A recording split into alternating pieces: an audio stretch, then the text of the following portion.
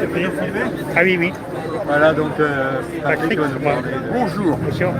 Alors, je vais essayer de faire bref, mais c'est un sujet très long. Bon, c'est bon, ce n'est que mon avis, mon ressenti, sous la mort de Coluche. Hein, voilà. Qui nous manque tous beaucoup, Coluche. Hein, voilà.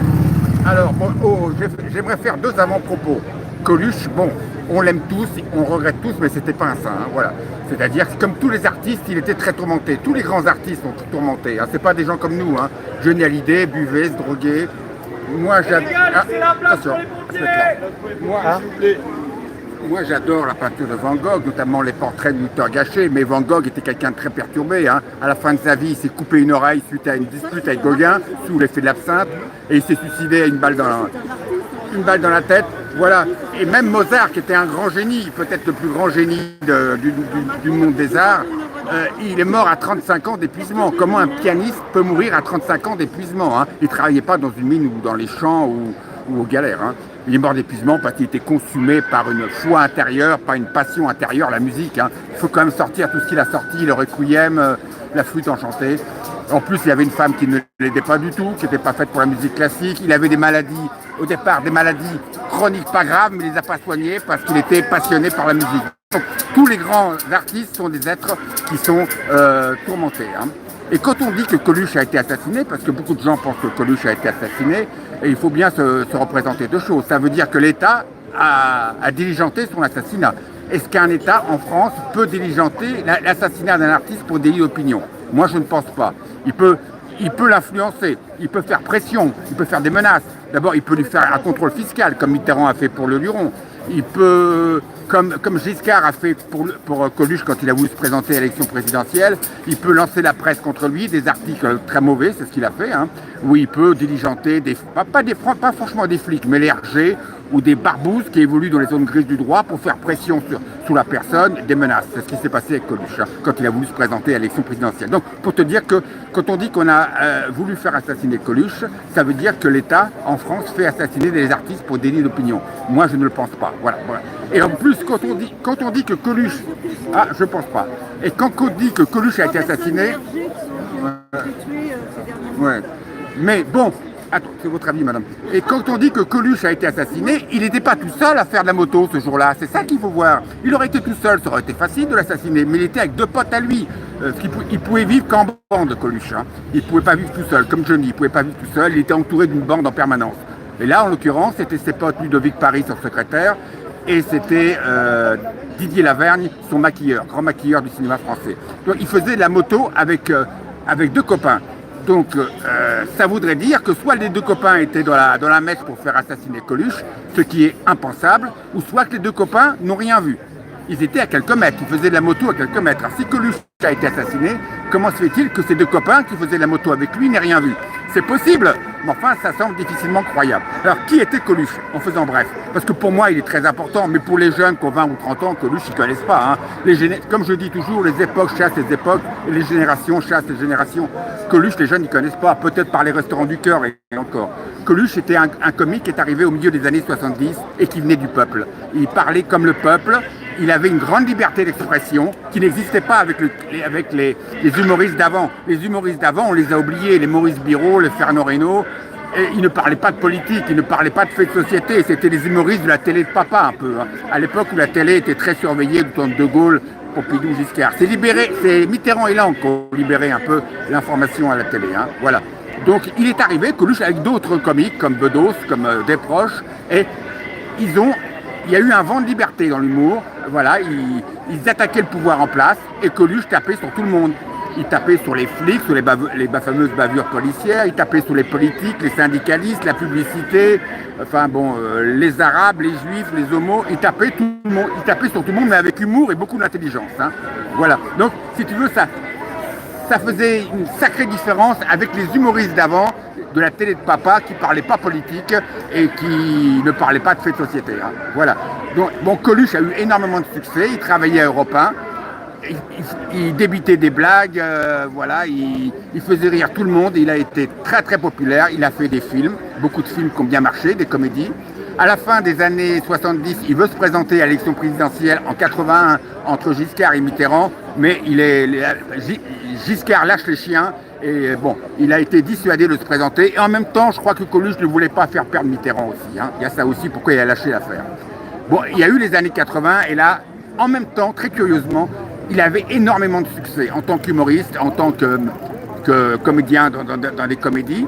Bon, il a raté quand même ça va parler à Fredo, il a raté le casting pour être Hugolin dans Jean de Florette. Parce que la production autour de Claude Berry, le metteur en scène, trouvait qu'il n'apportait rien au personnage. Et c'est Daniel Auteuil qui a remporté le rôle avec beaucoup de bonheur. Hein. Voilà. Donc, mais il avait un succès incroyable, Coluche. Et en même temps, et là ce que je vais dire n'engage que moi, d'après mes renseignements, Coluche est tombé dans la drogue. Je suis désolé de le dire, ça va pas plaire à beaucoup de gens, mais d'après mes renseignements puisés à plusieurs sources, Coluche est tombé dans la drogue, apparemment cocaïne et héroïne. Alors pourquoi est-il tombé dans la drogue? On peut émettre des hypothèses, mais je ne suis pas Coluche. D'abord, son divorce au début des années 80 avec Véronique, parce que Coluche, elle s'est barrée, Véronique. Coluche, c'était les copains, les copains, les copains. Les copains, les copains, les copains. Il appelait les copains, il fallait toujours que les copains viennent chez lui, rue Gazan, à côté du parc Montsouris où il habitait. Il n'y avait pas d'intimité pour Véronique dans une couple. Coluche ne voyait que les copains, les copains. Chez lui, il y avait à bouffer pour tout le monde, il y avait à boire pour tout le monde, il y avait même de la drogue pour tout le monde. Il y avait un pot où il y avait des bifetons. Voilà, il dépannait financièrement des tas de copains. On verrait plus ça maintenant avec les artistes actuels. Hein. Voilà. Donc Coluche, c'était les copains, les copains, les copains. Et sa femme s'est barrée. Et il l'a très mal supporté. Et en 1982, il y a eu le fameux phénomène que son grand pote, Patrick Devers, grand acteur de ces années-là, qui avait un grand avenir devant lui, s'est suicidé. Il s'est suicidé, soi-disant, à cause de Coluche. C'est ce qu'on a raconté, parce que Coluche lui a piqué sa femme. Voilà. Je m'excuse de dire ça, c'est la vérité. Tu peux regarder dans les bouquins, c'est ça. Coluche lui a piqué sa femme. Il était en vacances en Guadeloupe. Sa femme est venue le rejoindre avec sa fille. Et la femme de Devers l'a appelé à Paris pour lui dire qu'elle ne reviendrait pas, qu'elle conservait sa fille avec lui. Donc, Devers, d'après la légende, a cherché à joindre son fournisseur de coke à ce moment-là, parce qu'il était dans tous ses états. Devers était drogué aussi, hein. Cocaïne, héroïne aussi, d'après mes sources. Et voilà, il s'est flingué avec la carabine que lui avait offert Coluche. Quelques années avant, Coluche lui avait offert une carabine. Et comment peut-on offrir une carabine à quelqu'un comme Patrick Devers, qui quand même était comme un grand drogué, un personnage extrêmement sensible, qui partait dans les tours facilement. Il a boxé un journaliste et il y a eu des problèmes. Voilà. Donc, et ça, Coluche ne l'a pas supporté. Donc, le fait que sa femme l'a quitté et le fait qu'il soit responsable de la mort de son pote, il s'est donné à la drogue. Mais enfin, Patrick Devers, à mon avis, ne s'est pas suicidé que pour ça. C'était un être tourmenté depuis son enfance. Il a appris que son père n'était pas son vrai père, pas son frère, quand il était jeune enfant. Mais je pense qu'il y a eu autre chose. Je pense que Patrick Devers a subi un traumatisme dont je ne parlerai pas, durant son enfance, qui a fait qu'il a longtemps été quelqu'un de révolté, de survolté, d'extrêmement sensible. Voilà. Je ne pense pas que Patrick Devers s'est suicidé que pour ça. Voilà. Et ensuite, donc, Coluche, évidemment, a toujours énormément de succès. Il travaillait à Europe 1, après il a travaillé à Canal+. Il était très populaire, tout le monde écoutait ses sketchs, ses émissions. Voilà. Alors, il a eu un grand succès dans le cinéma avec Ciao Pantin. En 84, il a eu le César. Il jouait le rôle d'un pompiste, seul et dépressif. Mais beaucoup de gens ont dit qu'il ne jouait pas. Hein. Il ne jouait pas, franchement, il était lui-même à ce moment-là, parce qu'il allait très mal à ce moment-là. C'est un rôle magnifique, il a eu le César. Voilà, alors qu'est-ce que je voulais dire? Alors, 85-86, il y a l'épisode où le mariage avec le Luron. Il a fait un mariage à la commune autoproclamée de Montmartre. Il s'est marié avec l'humoriste Coluche, l'humoriste Le Luron, qui était de gauche, et lui, Coluche était... Non, Le Luron était de droite et Coluche était de gauche. Ils se sont mariés pour se moquer du mariage d'Yves Mourouzi. Yves Mourouzi était à l'époque un célèbre journaliste avec beaucoup de talent, qui était un homosexuel notoire et qui s'était marié avec une femme. Donc, pour rigoler, Coluche et Le Luron ont fait un faux mariage à la commune autoproclamée de Montmartre. Et à l'époque, son amie Régine lui avait dit: tu ne devrais pas faire ça, faut pas Régine, qui possédait plusieurs boîtes de nuit dans le monde entier, chanteuse, lui avait dit: faut pas faire ça, ça porte malheur. Ça porte malheur, faut pas se moquer du mariage. Et le fait est qu'ils sont morts tous les deux peu de temps après, Le Luron et Coluche. Et donc, ah oui, en 85, évidemment, Coluche lance les Restaurants du Cœur. Et il lance les Restaurants du Cœur. Il était très aimé en France, très aimé dans le spectacle. Il a su mobiliser tous les Français et le spectacle spectacle. Goldman, son pote de toujours, qui lui restait tout le temps fidèle, a fait la musique d'une chanson. Là. Aujourd'hui, on n'a plus le droit d'avoir faim ou d'avoir froid. Il y a eu énormément de dons qui sont venus de toute la France. Il a pu récupérer les excédents de l'agroalimentaire. Et il a lancé les Restaurants du Cœur pendant l'hiver 85-86 parce qu'il trouvait inadmissible que des gens ne mangent pas à leur faim dans un pays riche comme la France. Et il ne pensait pas que ça durait plus d'une saison. Hein. Voilà. Et en 86, c'est sa dernière année de vie malheureusement. Il devait faire au mois de septembre le Zénith. Moi, j'ai lu pour 40 dates, ça me paraît énorme, mais enfin, il était énormément populaire. Il devait faire le Zénith de Paris, donc il est parti dans les Alpes-Maritimes, à côté de Grasse, avec des potes, hein, parce qu'il vivait tout le temps avec des potes, Coluche. Il a loué une maison et il est décédé le 19 juin 1986 dans des circonstances qui prêtent à discussion. Voilà, il était avec deux potes, il revenait de Cannes, où il avait passé la journée, il allait dans sa maison louée, il travaillait son spectacle au Zénith. Et là, il a eu la fameuse scène, il a croisé la route d'un camion, d'un semi-remorque, un camion Ben. Il faut que je t'explique brièvement l'histoire, c'est un sac de nœuds. La gendarmerie de Grasse avait diligenté ce camion pour retirer de la voie publique des gravats. C'était des pierres de taille. Il a appelé cet entrepreneur, dont je connais le nom, mais je ne le dirai pas. Il est mort en mai 2024 récemment, dépressif. Donc ce camion était sur une route départementale. D'après le rapport de gendarmerie, il ne roulait pas vite, 30-40 km/h, mais tu ne peux pas rouler vite. Quand tu roules, quand tu conduis un camion Ben, semi-remorque, tu ne peux pas rouler vite. En plus, il a tourné dans un chemin oblique, carrément sous sa gauche, dans un chemin qui n'était pas un chemin qui n'existe plus en 2025. C'était une voie qui donnait sur une décharge naturelle, une décharge interdite, une décharge naturelle. Et là, il prenait cette voie pour décharger les pierres de taille qu'il avait chargées à la gendarmerie. Mais il n'aurait pas dû les charger là. Tu sais, en Provence, j'aime beaucoup la Provence, mais attention où tu mets les pieds. Que si tu veux faire des affaires financières, acheter des terrains ou investir là-bas, il faut faire très attention. J'adore cette région, j'y vais souvent, mais attention où tu mets les pieds. Donc ce camion Ben, au lieu de décharger ses gravats à la décharge publique, parce qu'il y avait une décharge publique pas loin, il les a déchargés, il les a mis dans une décharge naturelle qui, d'après les mauvaises langues, appartiennent à une grosse ville locale, à une ville locale, un petit notable local. Et là, Coluche, avec ses copains, arrivait en face. D'après les rapports de gendarmerie, Coluche ne roulait pas vite, à 60 sur une route limitée à 90. D'après ses potes, il ne roulait pas vite. Alors ses potes affirment que le camion n'a pas mis le clignotant quand il a tourné. C'est fort possible. Mais aucun des deux ne roulait vite. Le camion Ben ne pouvait pas rouler vite. Il faut s'imaginer ce que c'est une route départementale tournée à oblique dans un chemin qui n'était même pas un chemin, c'était une voie qui donnait sur une décharge. D'ailleurs, ce chemin n'existe plus maintenant. Et Coluche, d'après tous les témoignages, ses copains et la gendarmerie ne roulaient pas vite. Alors, comment se fait-il que Coluche n'a pas pu éviter ce camion? Je n'ai pas l'explication, personne n'a l'explication. Pour moi, ce n'est pas un assassinat. Est-ce qu'il avait bu? Est-ce qu'il était shooté? J'en sais rien. Coluche aurait dû voir ce camion. Ses deux potes derrière lui l'ont vu.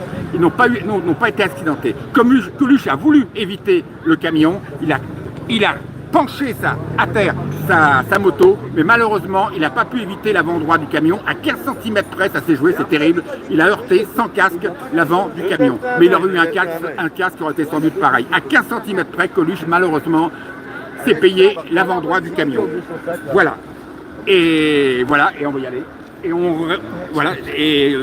Beaucoup de gens affirment que Coluche a été assassiné. Mais moi, vu la configuration des lieux de l'accident, pour moi, c'est un accident terrible. Je n'ai pas l'explication. Il n'y a que Coluche qui a l'explication. Pourquoi le rapport de gendarmerie affirme qu'il avait 70 mètres pour freiner. Il avait 70 mètres de freinage. Alors, comment se fait-il que ce camion qui ne pouvait pas rouler vite et Coluche qui ne roulait pas vite, d'après ses copains, le rapport de gendarmerie, comment se fait-il que cet accident a pu avoir lieu, même si le camion n'a pas mis son clignotant, ce qui est fort possible. Personne n'a l'explication. Pourquoi Coluche n'a pas réagi? Je ne sais pas, il n'y a que lui qui peut le dire. Voilà. Voilà. Donc, depuis le 19 juin 86, on est tous un peu orphelins parce que Coluche, il parlait pour le peuple. Il était le peuple, il venait d'un milieu populaire. Il était le peuple, il parlait pour le peuple, il avait peur de personne. C'était un bouffon du roi génial. Il nous a beaucoup manqué depuis parce que quand on voit ce qu'on a maintenant dans le milieu du spectacle, c'est des zombies. C'est le clip de Michael Jackson, Thriller, c'est des zombies qu'on a maintenant. Ils se mouillent plus pour rien du tout. Voilà. Et il nous manque beaucoup. Comme Patrick Devers aussi, il nous manque aussi. Il était toujours, Patrick Devers dans ses films comme dans sa vie, il était toujours au point de rupture. Voilà. Donc Coluche nous manque énormément, sa générosité nous manque énormément.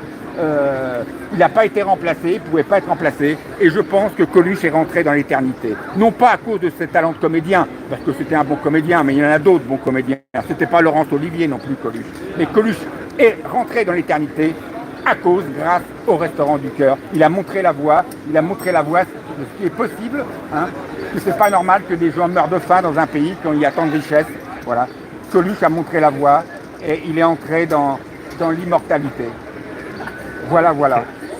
Mais tu sais, pour rebondir sur autre chose, tu sais, il y a des modes chez les artistes. Hein.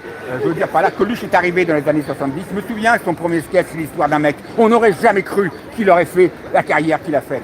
On n'aurait jamais cru à l'époque qu'il aurait eu le destin qu'il a eu. Parce que c'était pas terrible ce premier sketch, l'histoire d'un mec. Il bafouillait, on se disait mais qu'est-ce que c'est que ce type? C'est incroyable quand on y pense maintenant. Hein. Et tu sais, c'est comme dans la pop américaine. T'as Madonna qui a été remplacée par Lady Gaga, qui a été remplacée ensuite par Taylor Swift. C'est pareil, on est vite remplacé, il y a des modes dans ces métiers du spectacle. C'est pareil, Serge Lama, j'aime beaucoup. Il a eu énormément de succès dans les années 70. Il a rempli le palais des congrès. Bonjour Patrick. Salut Alain. Tout à l'heure. Il remplissait des salles entières, le palais des congrès, mais arrivé les années 70, hop, il a été tué, artistiquement tué par les nouveaux artistes qu'il y avait à l'époque, qui avaient beaucoup de talent, qui apportaient leur jeunesse, leur sonorité. C'est Alain Souchon, c'est Goldman, c'est Balavoine, c'est Berger, tout ça.